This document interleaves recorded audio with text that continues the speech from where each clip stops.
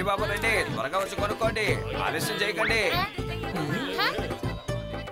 అలా చూడండి, వాళ్ళు ఎంత బాగా డాన్స్ ఆడుతున్నారు.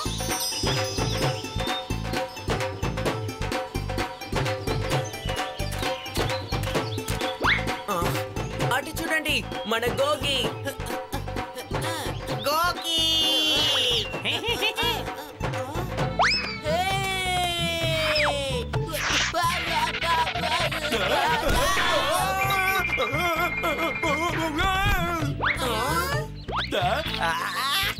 నన్ను క్షమించు కాలియా.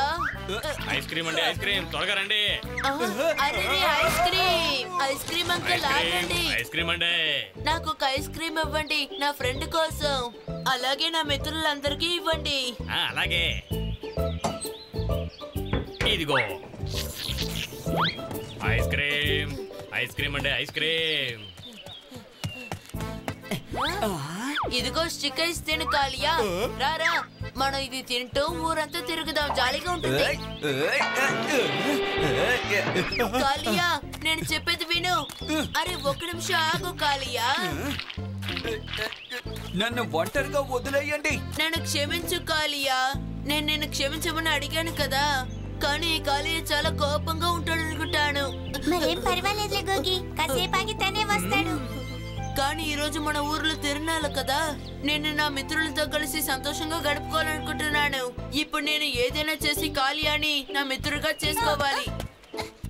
కాలియా, నువ్వు మళ్ళీ వచ్చావా? చూడు కాలియా, నేను నీ కోసం చెరుకు తీసుకొచ్చాను. చాలా స్వీట్ గా ఉంటుంది, నువ్వు కావాలంటే తిని చూడు. అద్భుతం, ఇలాగే తిని చూస్తాను. అయ్యో, అది చెరుకు ముక్క కాదు, అదొక వెదురు కర్ర.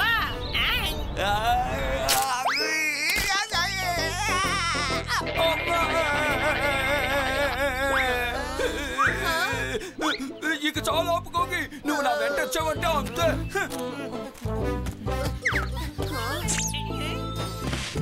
అంకుల్, నేను నా ఫ్రెండ్ ఒకరిని సమాధాన పరచాలనుకుంటున్నాను. మీరు తన కోసం సూపర్ అయిన పరాటా చేసిస్తారా ప్లీజ్? అలాగే దాంతో పాటు మీరు తాగే లస్సీని కూడా రెడీ చేసిస్తారా? తప్పకుండా చేస్తాను.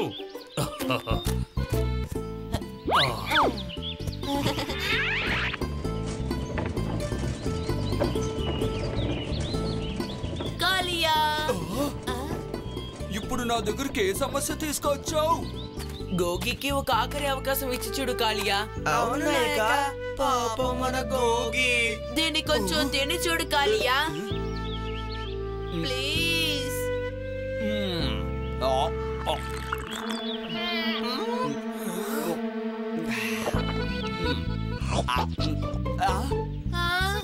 ఇది చాలా బాగుంది. సరే, నువ్వు ఒకసారి నా దగ్గరికి రా గోగి. రాజు, నువ్వు ఊరుకో. కాళియా నిన్ను అనవసరంగా రెచ్చగొడుతున్నాడు. కాళియా, నేను కూడా మా నాన్నగారిలాగే ఎంతో గొప్ప సైనికుడినవుతాను. నీకన్నా గొప్ప సైనికుడు. ఏమన్నావు నువ్వు? నాకన్నా గొప్ప సైనికుడు అవుతావా? ఎప్పుడైనా నిన్ను నువ్వు అద్దంలో చూసుకున్నావా? చూడ్డానికి ఎలకలా ఉన్నావు. ముందు నిన్ను నువ్వు అద్దంలో చూసుకో. చాలా లావుగా ఉంటావు, అలాగే తెలివి కూడా తక్కువే. నువ్వు గొప్ప సైనికుడు ఎలా అవుతావు? సైనికుడు అవ్వడానికి తెలివి అవసరం లేదు, కండబలం ఉంటే చాలు గొప్ప సైనికుడు అవ్వచ్చు.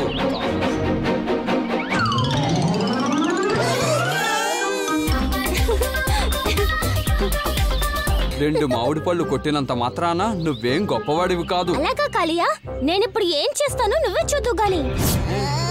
రాజు, కాళియా, అసలు మీరిద్దరూ ఏం చేస్తున్నారు? నువ్వు ఇక్కడికి వచ్చి చాలా మంచి పని చేసావు భీమ్. ముందు రాజుని కాళియాని ఆపు. ఇందాకటి నుంచి వీళ్ళు ఒకరితో ఒకరు గొడవ పడుతున్నారు. ఏంటో అడుగు. అసలు దేనికి గొడవ పడుతున్నారు? భీమ్, మా నాన్నగారిలాగా నేను గొప్ప సైనికుడిని కాలేనని కాళియా చెప్తున్నాడు. కానీ నేను నిరూపించగలను. ఒక గొప్ప సైనికుడికి కావలసింది బలం కాదు, తెలివని. ఇక చాలాపు.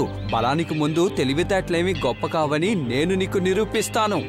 ఒక విషయం చెప్పనా, నిజమైన సైనికుడికి తెలివితో పాటు బలం కూడా ఉండాలి. మనం గుర్తించాల్సిన విషయం ఏంటంటే మనలో ఎలాంటి ప్రతిభ ఉందో అది ముందు తెలుసుకోవాలి. అలాగే ఆ ప్రతిభని మనం మెరుగుపరుచుకోవాలి. నేను చెప్పింది అర్థమైందా?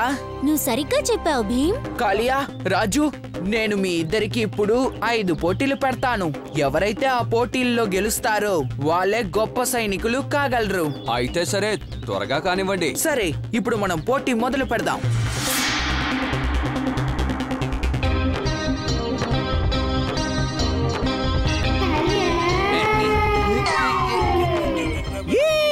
జింగి చకా చకా చకా, ఈ పోటీలో రాజు గెలిచాడు.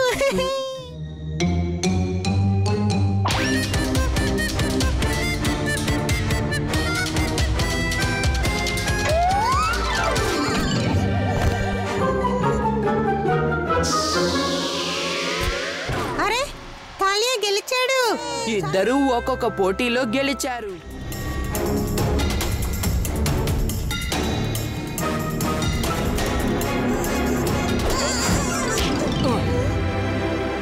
కృతజ్ఞతలు కాలియా. ఓ, సరే సరే, ఏం పర్వాలేదు.